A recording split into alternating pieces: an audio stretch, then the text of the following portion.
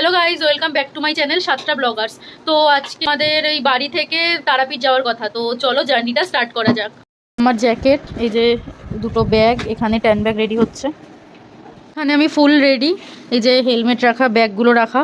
তো এবার বেরাবো। তো এখানে বেরিয়ে পড়েছি, ওই যে L4 রেডি হচ্ছে, ব্যাগ বাঁধা কমপ্লিট। এবার বেরাবো, চলো। বেরিয়ে পড়েছি, এটা আমার একদম বাড়ির সামনেই যে বাজারটা আছে, ওই বাজারটার এখান থেকে ক্রস করছি। কানপুর অবধি এসেছি, এসে দেখছি গাড়ির এই যে সামনের ফগ লাইটটা এটা ভেঙে গেছে। এবার এটা ঠিক করার ব্যবস্থা করতে হবে। এখন বাজে অলমোস্ট 9:15। তো এই টাইমে তেমনি কোনো ঝালাইয়ের দোকান আশেপাশে খোলা দেখতে পাচ্ছি না। কী করে ঠিক করবো, ওর জন্য এই দোকানটায় এসেছি একটা ওই ক্লাম্প নেওয়ার জন্য, কিন্তু এখানেও ক্লাম্প পাইলো না। তো দেখা যাক এবার কী করা হয়। যেহেতু আশেপাশে কোনো ঝালাইয়ের দোকান পাইনি, সেই জন্য নতুন ফগ লাইট কিনে নিয়েছে। এবার এই নতুন ফগ লাইট পাশেই একটা গ্যারেজ ছিল, ওখান থেকে দাদা লাগিয়ে দিচ্ছে। এই পানপুরে গাড়িটা ঠিক করে নেওয়ার পর আমরা আবার বেরিয়ে পড়লাম এখান থেকে। এবার রাস্তা দিয়ে যেতে যেতে কোনো একটা ধাবা দেখে দাঁড়াতে হবে, কারণ 12টা বাজার আগে খাওয়া দাওয়া করে নেব, সেই জন্য। এখন বাজে 11:10। তো এই রানাঘাটের এখানে ফুলিয়ায় প্রফুল্লনগরে একটা ধাবা দেখে দাঁড়িয়ে পড়েছি। এখানে খাবার অর্ডার করেও দিয়েছি, রাতের ডিনারটা সেরে ফেলতে হবে 12টার আগে। তো ডিনার করে নিয়ে তারপর আবার বেরিয়ে পড়বো। চলো ধাবার ভেতরটা দেখে নিই। এখানে ভালোই অনেক সিটিং অ্যারেঞ্জমেন্ট আছে, অনেক লোক এসে বসতে পারবে। এটা হচ্ছে কাউন্টার অর্ডার দেওয়ার।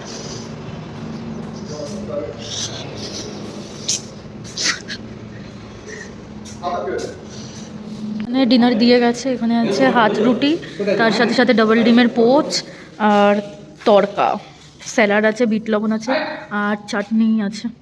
ধাবাটায় দাঁড়িয়েছিলাম খেতে, ধাবাটার সাইডে দেখছি কত সুন্দর ফুলের গাছ রাখা চারদিকে। এই জিনিসটা দেখেই মনটা ভালো হয়ে গেল। পেট তো ভরেই গেছে, সাথে সাথে মনটাও ভরে গেল দেখে। হেবি সুন্দরভাবে ফুলের বাগান টাইপের করা, প্রচুর গাছ, একদম হাই রোডের পাশেই। কত সুন্দর সুন্দর ফুল। ব্ল্যাক কফি চলে এসেছে, যেহেতু রাতের বেলা ঘুম ঘুম পাচ্ছে হালকা, তো তার জন্য ব্ল্যাক কফিটা খেয়ে নেব। এই যে ধাবা থেকে ডিনার করে বেরিয়ে পড়েছি। এবার ডাইরেক্ট তারাপীঠের দিকে বেরাবো। এইদিকে কৃষ্ণনগর ক্রস করে অনেকক্ষণ আগে চলে এসেছি, আর এদিকে বহরমপুর। তো এখানে একটা পেট্রোল পাম্পে দাঁড়িয়ে পড়েছিলাম একটুখানি, কারণ রাস্তার সাইডে অত কোনো দোকানপাট দেখলাম না। তো এখানে দাঁড়িয়ে একটু 2-5 মিনিট ওয়েট করলাম, এবার আবার বেরাবো।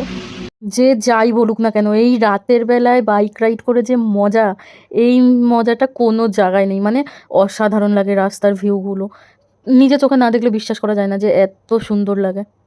এখন বাজে 2:20, ওই যে পিছনে বহরমপুর ফারাক্কা টোল প্লাজা। তো এখানে এসে দাঁড়িয়ে পড়েছি, অনেকটা একটানা গাড়ি চালিয়ে এসছে, আর পা ফার কিছু নেই, ওই জন্য একটু দাঁড়িয়ে, ওই যে একজন বসে ফোন ঘাটছে। যোধপুর থেকে তারাপীঠ যাওয়ার রাস্তা যেটা বর্ধমান হয়ে আছে, ওটা একটু শর্টকাট পড়ে, কিন্তু আমরা এই বহরমপুর হয়ে এসেছি বলে আরও 40 কিলোমিটার এক্সট্রা ঘুরতে হচ্ছে। কিন্তু রাস্তাটা একদম ভালো, তো যার জন্য বাইক চালিয়ে বেশ মজা আছে, তো সেই জন্যই এই রাস্তাটা দিয়ে আসা। এখানে দাঁড়িয়ে তখন থেকে বাওয়াল দিয়েই যাচ্ছে। বলছি যে 2:30 বাজে, এবার তো তারাপীঠ ডাইরেক্ট ঢুকতে হবে। আর বেশি না, 66 কিলোমিটার দেখাচ্ছে, কিন্তু তাও তো ওখানে গিয়ে আবার ফ্রেশ হোটেল বুক করে হোটেলের রুম নিয়ে তারপর ফ্রেশ হয়ে দেন পুজো দিয়ে তারপর রেস্ট নিতে পারবো। তো তাও কিচ্ছু শোনেই না, দাঁড়িয়ে দাঁড়িয়ে ফটো তোলায় মেয়েদের থেকেও বেশি ফটো তোলে। বহরমপুর থেকে বেরিয়ে আর তেমন কোথাও দাঁড়ানো হয়নি, কারণ অনেক রাত হয়ে গেছিলো। তো ঢুকতে হবে তারাপীঠে। এই তারাপীঠের গেট ক্রস করলাম, মানে চলে এসেছি আমরা অলমোস্ট। এই যে একদম তারাপীঠে ঢুকে গেছি, যেখানে সমস্ত হোটেলগুলো রয়েছে চারপাশে। এই সামনেই দ্বারকানাথ ক্রস করব। হোটেল সম্ভাবনায় চলে এসেছি। এই যে পার্কিংয়ে গাড়ি পার্কিং করছে 51বর্তী। অনেক হোটেলের রুম ফুম খোঁজা হলো, কিন্তু প্রচুর লোক এসছে। কোনো একটা ওই যার পান্ডার পালা হয়, ওই পালায় নাকি 10,000 সামথিং লোক এসছে এবার, যার জন্য একটা হোটেলের রুমও ফাঁকা নেই। তো যেহেতু সব শুভ আমার দাদা এরা সব এসে সম্ভাবনাতেই থাকে, তো এখানেই চলে এসেছি, এবার ভেতরে যাওয়া হবে। এই যে সম্ভাবনার রিসেপশন, আর এপাশে লঞ্চ এরিয়া বসার জন্য। আমাদের 3rd ফ্লোরে রুম দিয়েছে, এবার লিফটে উঠে পড়লাম। এই দাদা যাচ্ছে আমাদের সাথে রুমে একটু ব্যাগগুলো পৌঁছে দেওয়ার জন্য। তো সম্ভাবনার এখানে 3rd ফ্লোরে আমাদের রুম দিয়ে দিয়েছে, চলো রুমের ভেতরটা দেখা যাক।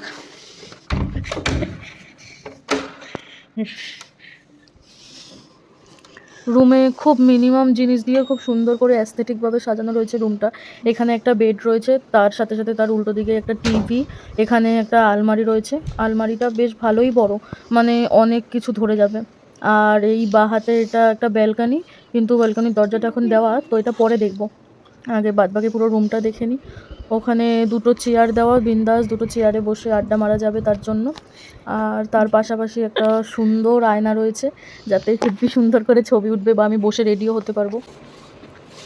এখানে যত জিনিসপত্র এনেছিলাম সব জিনিসপত্র রেখে দিয়েছি। ওয়াশরুমের ভেতরটা দেখে নেওয়া যাক। ও ভাই সাব, রুমটা আমার খুব পছন্দ হয়েছে, মানে একদম সিম্পলের ওপর অসাধারণ। আর এই হচ্ছে ব্যালকনিটা, থার্ড ফ্লোরের ব্যালকনি, হেব্বি সুন্দর লাগছিল বাইরের ভিউটা, মানে অসাধারণ লাগছিল। আর খুব সুন্দর একটা মিষ্টি হাওয়া দিচ্ছিল এই টাইমটাতে। তো আজকের ভিডিওটা এইটুকুই, দেখা হচ্ছে আবার নেক্সট পার্টে। Till then tata, bye bye, do like, share and subscribe my channel.